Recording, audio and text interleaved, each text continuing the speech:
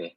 어, 이, 이번 학기에 해가정부는 룻기 말씀을 같이 성경 공부를 하려고 하는데요. 다음 주부터 본문을 나누고, 또 오늘은 첫 모임이어서 시편 52편 말씀을 간단하게 이렇게 나누기 위해서 준비했습니다. 시편 52편 말씀인데 같이 말씀을 읽고 나누도록 하겠습니다. 읽어볼게요. 네, 포악한 자여 내가 어찌하여 악한 계획을 스스로 자랑하는가. 하나님의 인자하심은 항상 있도다. 내 혀가 심한 악을 꾀하여 날카로운 삭도같이 간사를 행하는도다. 내가 선보다 악을 사랑하며 의를 말함보다 거짓을 사랑하는도다. 간사한 혀여 너는 남을 해치는 모든 말을 좋아하는도다. 그런즉 하나님이 영원히 너를 멸하시며 너를 붙잡아 내 장막에서 뽑아내며 살아있는 땅에서 내 뿌리를 빼시리로다. 의인이 보고 두려워하며 또 그를 비웃어 말하기를 이 사람은 하나님을 자기 힘으로 삼지 아니하고 오직 자기 재물의 풍부함을 의지하며 자기 악으로 스스로 든든하게 하던 자라 하리로다. 그러나 나는 하나님의 집에 있는 푸른 감람나무 같으며 하나님의 인자하심을 영원히 의지하리로다. 주께서 이를 행하셨으므로 내가 영원히 주께 감사하고 주의 이름이 선하심으로 주의 성도 앞에서 주의 이름을 사모하리이다. 아멘. 그림을 하나 보여드릴게요. 여러분, 혹시 이스라엘이나 중동에 다녀오신 분들이 계실지 모르겠는데, 어, 아래 사진에 나오는 나무는 어떤 나무일까요? 네, 혹시 이 나무를 직접 보신 분 계실까요? 네, 중동에 가면 흔하게 볼 수 있는 올리브 나무입니다. 사실 오늘 본문에 나오는 나무인데, 감람나무라고 성경에서 번역이 됐는데, 사실은 조금 아쉬운 번역이고요. 이제 왜냐하면 이 당시에는 이제 마땅히 번역할 단어가 없어서 감람나무라고 번역을 했는데, 정확히 이야기하면 우리가 잘 아는 올리브 나무입니다. 아랍어로는 자이툰이라고 하는데요. 이제 중동 지역은 이제 아무래도 이제 토양 자체가 좀 많이 달라서, 이렇게 나무 뿌리가 안정된 수분층까지 뿌리 내리는데 한 15년 정도가 걸린다고 해요. 그래서 그 이후에 15년이 지나서야 비로소 상품성 있는 열매를 맺는데, 15년이면 사실은 보통 과일나무의 수명이 끝나는 시점이라고 합니다. 그런데 이 올리브 나무는 15년이 지나면서 이제 그때부터 이제 뿌리를 내리면서 이렇게 열매를 맺는데, 네, 놀라운 것은 그 이후에는 한 평균 1000년 정도 이 나무가 산대요. 그래서 지금도 이제 중동이나 이스라엘에 가면 심지어는 그 예수님 당시에 심겨졌던 그렇게 근 2000년 가까이 된 거죠. 그런 올리브 나무들을 흔하게 볼 수 있다고 해요. 그래서 여기 보시면 1400년 된 베들레헴에 올리브 나무라 이렇게 표시가 이렇게 적혀 있죠. 그래서 굉장히 오래 사는 그런 독특한 나무입니다. 이 나무와 관련되어 있는 시편 52편 말씀을 오늘 살펴보려고 하는데, 시편 52편에는 표제가 있습니다. 표제 이렇게 써 있죠. 에도민 도액이 사울에게 이르러 다윗이 아히멜렉의 집에 왔다고 그에게 말하던 때라고 52라는 숫자 옆에 있습니다. 한마디로 이야기하면 도액이라는 사람이 고자질했다는 내용인데, 이 시편 52편은 사무엘상 21장하고 22장을 배경으로 합니다. 물론 정확하게 모든 게 다 일치하진 않아요. 그러나 아무래도 이제 시다 보니까 이렇게 정확하게 끼워 맞추기는 어렵지만 대략적으로 내용이 많이 일치합니다. 그래서 시편 52편을 제대로 이해하기 위해서는 사무엘상 21장과 22장을 봐야 되는데, 간단하게 내용을 살펴보면 이렇습니다.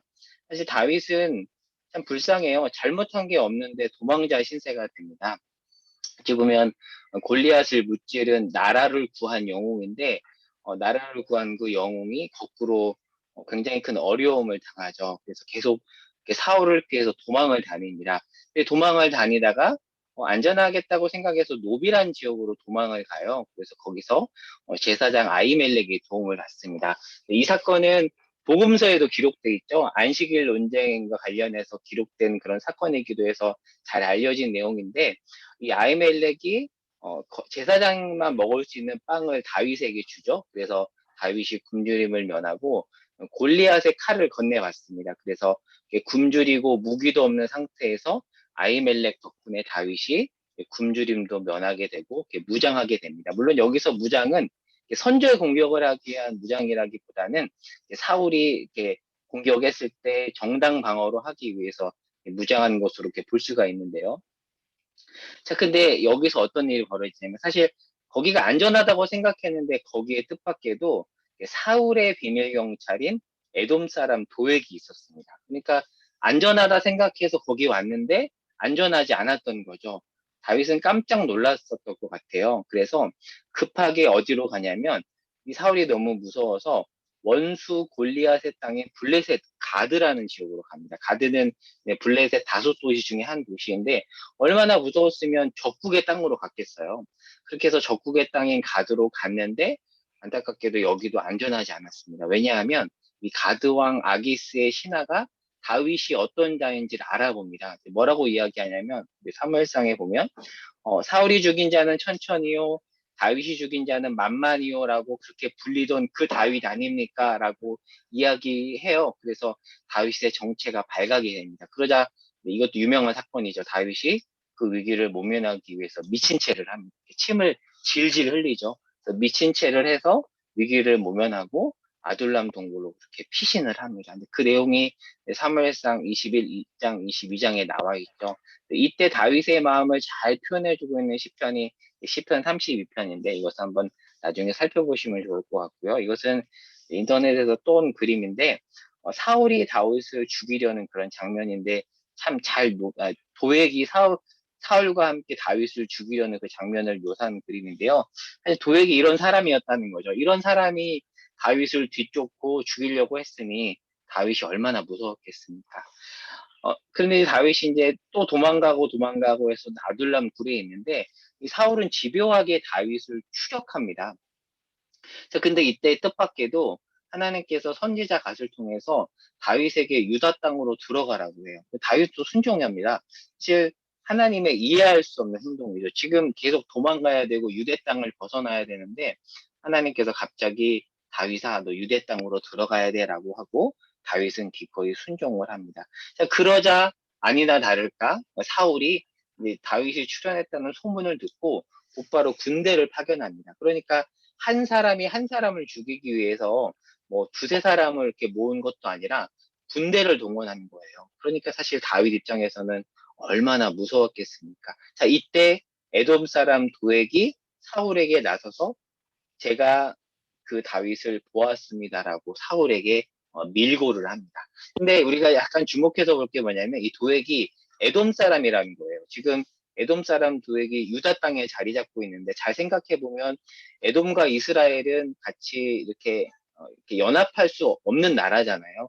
근데 이 도액은 에돔 사람임에도 불구하고 사울의 비밀 경찰 목자장을 했다라는 것은 아마도 기회주의자이지 않았을까라고 싶어요. 그러니까 출신이 애매하지만 계속해서 뭐 밀고 하고 아부하고 뭐 이런 식으로 본인의 어떤 위치를 잡았기 때문에 나름 사울 왕국에서 자리를 잡았는데 그래도 불안했겠죠. 그러다 보니까 어떻게든 자기 자리를 잡기 위해서 사울에게 잘 보이기 위한 행동을 했을 겁니다. 그래서 사울에게 얘기한 거죠. 저 다윗 봤습니다. 어, 그러니까 이제 어떤 예상을 했을까요? 이제 그렇게 밀고 하고 났을 때 내가 이제 승승장구하겠다라는 생각을 했겠죠. 그렇게 해서 이제 사울이 아이멜렉을 부릅니다. 그리고 아이멜렉을 추궁합니다. 그러자 이제 아이멜렉은 사실 약간 억울합니다. 왜냐하면 아이멜렉 입장에서 다윗은 그때까지만 해도 사울의 신하이기 때문에 사실 사울의 대적이라고 생각하지 못하고 도와준 건데 사울은 너 왜 다윗을 도와줬냐라고 추궁을 하니까 사실 이 제사장 아히멜렉도 당황하지 않았을까 싶습니다. 근데 이때 사울이 정말 이렇게 나쁜 사람이라는 게 여기서 드러나는데 이 분노가 극에 달해서 호위병들에게 아히멜렉뿐만 아니라 아히멜렉을 포함한 제사장들을 다 죽이라고 명령을 내립니다. 하지만 사람들이 제사장 죽이기를 주저해요. 어떻게 제사장을 죽여요? 하나님의 제사장을 죽인다는 것은 말이 안 되잖아요. 근데 이때 누가 나서냐면 도액이 나섭니다. 제가 죽이겠습니다라고 나서서 무려 제사장 85명과 더불어서 노베에 있는 남녀, 아이들까지, 심지어는 가축까지 다 죽여버립니다. 끔찍한 일이 벌어진 거죠. 이제 그것을 그린 한 그림인데요. 이런 일이 도액과 사울 밑에서 벌어진 겁니다. 끔찍한 일이 벌어진 거죠. 이때 이 아이멜렉의 아들인 아비아달이 죽지 않고 살아서 몰래 달아나서 다윗에게 이 사실을 알립니다. 그리고 나서 그 소식을 듣고 다윗이 하나님 앞에 머물면서 써내려간 시편이 바로 시편 52편입니다. 그래서 시편 52편은 이러한 상황을 배경으로 하고 있습니다. 도액의 학살 소식을 듣고 다윗은 그날 도액이 자신이 있던 곳에 있었음을 기억하고 이 시를 써내려가는데 한번 시편 52편을 볼까요? 이제 1절에서 4절에 보면 이렇게 말을 해요. 도액이 대적이죠. 말로 사람을 죽였다라는 표현이 있는데요. 도액을 향한 표현이겠죠. 혀가 심한 악을 꾀하여 거짓을 사랑했다. 혀가 간사하다. 아마도 이 표현으로 미루어 봤을 때 도액은 더 부풀려서 사울에게 이야기하지 않았을까 싶어요. 그러다 보니까 사울의 분노가 더 크게 달았겠죠. 근데 그렇게 해서 부풀려서 모함함으로써 오히려 도액은 사울 왕국에서 승승장구했을 거예요. 그래서 시편 52편 7절에 보면 이런 표현이 있습니다. 이 사람은 하나님을 자기 힘으로 삼지 아니하고 오직 자기 재물의 풍부함을 의지하며 자기의 악으로 스스로 든든하게 하던 자다. 어, 그러니까 이 사람은 이렇게 자기 힘을 떻게 보면 하나님 자리에 올려놓고 재물을 의지하고 이렇게 승승장구하면서 높은 자리에 올랐을 것 같아요. 그리고 사람들은 그를 부러워했겠죠. 겉으로 보면 이 도액의 힘과 소유가 승리한 것처럼 보입니다. 사실 되게 억울하고 속상한 일이죠. 죄 없는 제사장이 죽었습니다. 그리고 정말 나쁜 도액이 승승장구하는 말도 안 되는 현실, 이 현실 속에서 다윗은 좌절합니다. 근데 그런 속에서 하나님 앞에서 머물면서 시편 52편을 기록하는데 오늘 특별히 주목해 보고자 하는 구절이 바로 8절입니다. 8절에 보면 그러나라는 단어로 시작을 하죠. 도액이 승승장구합니다. 어, 하나님이 마치 그를 도와주는 것처럼 보여서 그는 잘 나가는 것처럼 보입니다. 하지만 그러나 나는 누구인가 이렇게 얘기하죠. 나는 하나님의 집에 있는 푸른 올리브 나무처럼 언제나 하나님의 한결같은 사랑만을 의지합니다라고 이야기를 합니다. 그럼 왜 하필이면 이 나무를 가져와서 자신의 신앙을 고백할까? 오늘 이 부분을 좀 살펴보려고 했던 건데요. 앞에서 설명했던 것처럼 중동은 석회질 토양입니다. 그래서 뭐 중동 지역을 갔다 오신 분들은 알겠지만 이곳에선 대부분 생수를 사 먹죠. 저도 단기 선교 다닐 때 이집트나 터키나 이런 데를 다니다 보면 항상 생수를 사 먹었던 기억이 있어요. 이렇게 물을 그냥 끓여서 먹을 수 없는 그런 풍토잖아요. 그리고 사막은 나무가 자라기도 굉장히 어렵습니다. 낮에는 굉장히 덥고 밤에는 춥고 그래서 하나님은 낮에는 구름 기둥으로 밤에는 불 기둥으로 지켜주셨잖아요. 그래서 웬만한 어떤 식물들이 자랄 수 없는 곳에서 이 올리브 나무가 자라는데 초반에 설명했던 것처럼 보통 과일나무 수명이 15년이지만 이 나무는 뿌리 내리는데 15년이 걸리고 그 이후에 결국은 이렇게 열매를 맺죠. 그런데 창세기에 보면은 이 감람나무에 대한 올리브나무에 대한 언급이 있는데 노아 홍수 사건 때 그 물이 다 그치고 나서 노아가 이제 땅이 드러났는지를 확인하기 위해서 비둘기를 내보내잖아요. 혹시 그 장면 기억나시나요? 그때 성경 말씀에 보면 비둘기가 감람나무 새 잎사귀를 가져왔다라는 표현이 있어요. 근데 이거를 그냥 쉽게 지나칠 수 있지만 유심히 보면 이 감람나무가 올리브나무가 어떤 나무인지를 알 수 있는 거예요. 그러니까 이 올리브나무는 노아 홍수 때 그 물이 꽉 찬 상황에서도 뿌리가 뽑히지 않고 살아남은 굉장히 생명력이 강한 나무라는 것을 우리는 또 이 구조를 통해서 확인해 볼 수 있습니다. 아마도 굉장히 뿌리 깊게 박혔기 때문에 홍수에서도 살아남았지 않았을까. 그래서 물이 줄어들고 다시 이렇게 잎사귀를 냈던 게 아닐까 유추해 볼 수 있습니다. 그런 나무가 바로 올리브 나무고요. 여기 이스라엘에 가면 이렇게 베들렘이라고 분명히 적혀 있죠. 2000년 된, 그러니까 예수님 당시에 심겨졌던 그런 이 올리브 나무가 지금도 살아 있고요. 예전에 중동 지역에 파견했던 그 우리나라 부대 이름을 자이툰이라고 했잖아요. 자이툰이 아랍어로 올리브라는 그런 뜻인데, 물론 이게 평화를 상징하기 때문에 자이툰이라고 한 것도 있지만, 사막에서 굉장히 그 질긴 생명력을 가지고 있기 때문에 또 이런 이름을 넣었지 않았나 싶습니다. 다윗은 자기를 향해서 올리브 나무라고 하잖아요. 아까 봤던 것처럼 사실 올리브 나무는 결코 좋은 환경에서 자라지 않습니다.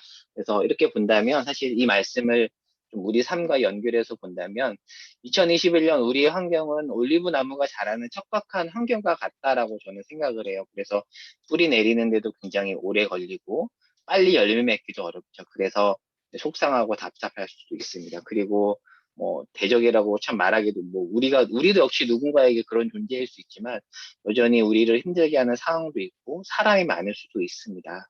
그러다 보니까 자꾸 사람이 속성상 비교하잖아요. 누구는 빨리 열매 맺고 빨리 수확의 기쁨을 누리는 것 같은데 왜 나는 이렇게 오래 걸리는가?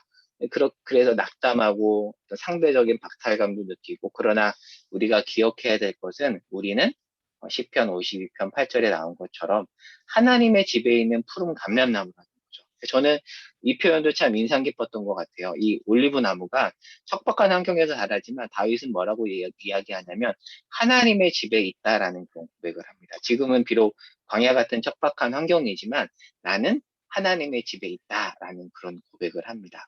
제가 이제 무화과라고 적어놨는데 제가 개인적으로 상당히 좋아하는 그런 과일, 그러니까 맛이 좋아서 좋아한다기보다는 이게 무화과잖아요. 제가 대학생 때, 이렇게 자기를 알리는 표현을 이렇게 이야기하고 소개하는 이제 수업 시간에 그런 게 있었는데 제가 저를 소개하는 어떤 그런 단어로 무화과를 이렇게 이야기했었어요. 왜 무화과를 이야기했냐면 무화과는 말 그대로 없을무 꽃화 과일 과잖아요. 그러니까 겉을 보면 꽃이 없다라는 그런 뜻인데 무화과는 신기하게도 꽃이 열매 안에 있죠. 그러니까 겉으로 볼 때는 되게 화려하지 않아요. 근데 놀랍게도 이렇게 꽃을 안에 머금고 있습니다. 그러니까 겉은 화려하지 않지만 그러나 그 꽃을 안에 머금고 있는 무화과. 정말 그래서 저는 개인적으로 무화과를 참 이런 면에서 좋아하거든요. 그러니까 이 올리브 나무를 생각하면서 떠올랐던 또 과일 중에 하나가 저는 무화과 나무였습니다. 겉은 되게 초라하고 아무것도 없는 것 같지만 그러나 그 알찬 것을 속에 가지고 있는 무화과 나무, 올리브 나무와 속성이 비슷하죠. 말씀을 한번 정리해 보겠습니다. 간단하게 정리했는데요. 한번 이 말씀을 가지고 우리 삶을 한번 돌아보면 좋을 것 같아요.